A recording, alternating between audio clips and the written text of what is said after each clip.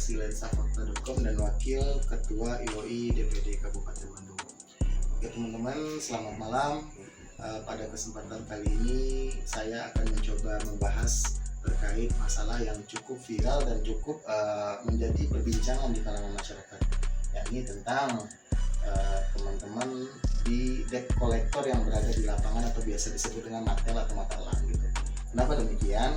Karena banyak dari teman-teman di lapangan atau debt collector atau martel tersebut yang tidak tahu aturan dan semena-mena dalam melaksanakan penarikan kendaraan atau penarikan mobil atau motor gitu. Jadi pada malam hari ini saya akan coba bahas dan simak penjelasannya. Gimana sih sebenarnya aturan debt collector tersebut dalam penarikan atau undang-undang fidusia itu sendiri? Apakah memang diperbolehkan atau tidak diperbolehkan mereka menarik kendaraan apalagi dengan secara paksa? Oke teman-teman, pada kesempatan kali ini kita coba bahas bahwasanya aturan fidusia, undang-undang fidusia itu telah diatur sebagaimana rupanya. Namun ada hal-hal yang terkait dalam hal tersebut, larangan-larangan yang ditetapkan oleh undang-undang tentang perlindungan konsumen yang bahwasanya pihak dari leasing sendiri tidak boleh melakukan penarikan secara paksa.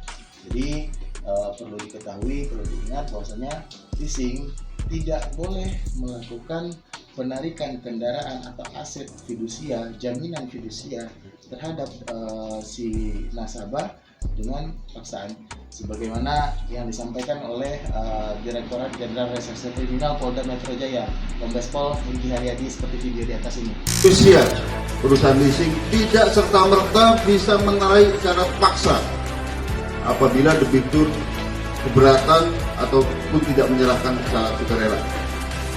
Ini sudah diatur dalam Keputusan MK nomor 18 tahun 2019 dan tahun 2021. Artinya hubungan keperdataan ini antara debitur dan kreditur apabila terjadi pemaksaan akan menjadi perbuatan pidana. Nanti bisa dilihat videonya. Nah, terkait masalah ini juga saya pernah membuat sebuah artikel yang membahas tentang masalah debt collector yang kebanyakan sih tidak tahu aturan gitu.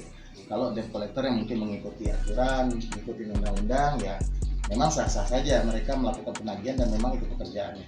Tapi yang sangat kita sayangkan, kebanyakan dari teman-teman debt collector di lapangan itu tidak tahu aturan dan bergaya ala-ala preman gitu. Nah, artikel yang pernah saya buat itu mungkin di bawah ini, teman-teman. Jadi kalau kita membahas terkait masalah pasal dan undang-undang, jadi penarikan secara paksa itu tidak dibenarkan. Kenapa? Sebagaimana kita merujuk kepada putusan MK Mahkamah Konstitusi tahun 2019 yang sebagaimana disampaikan oleh Pak Hengki Haryadi tadi, Kombes Pol, jadi menyatakan bahwasanya aset atau jaminan fidusia itu tidak boleh dilakukan penarikan secara paksa dan harus melalui proses peradilan. Kenapa demikian? Karena memang seperti itu yang diatur dalam undang-undang tersebut di putusan MK nomor 18 tahun 2019. Oke, dalam hal lain mungkin ada undang-undang yang mengaturnya, yaitu dalam undang-undang konsumen, undang-undang perlindungan konsumen, dan banyak mungkin ada beberapa undang-undang yang tidak bisa saya sebutkan pada kesempatan ini. Nah, kalau seandainya si debt collector tersebut melakukan penarikan secara paksa, justru ada sanksi-sanksi atau ancaman-ancaman pidana yang mungkin atau bisa jadi mereka terima gitu. Sebagaimana contoh pada pasal 365 kita bisa lihat sebentar, pada pasal 365 tentang pencurian dan kekerasan, 365 KUHP ya, tentang pencurian dan kekerasan, yang mana ancamannya itu tidak main-main loh, itu 12 tahun penjara maksimal. Kita bisa lihat di sini pasal pencurian atau perampasan, mungkin dengan kekerasan diancam pidana ya mungkin kurang lebih 12 tahun penjara. Jadi tuh, mungkin ada perinciannya di sini. Ya mungkin bapak-bapak, teman-teman advokat yang ahli hukum mungkin bisa menjelaskannya nanti gitu. Jadi ada hal menarik lagi yang ingin saya katakan, bahwasanya kemarin saya pribadi pun sempat beberapa kali berhadapan dengan situasi seperti ini. Kenapa?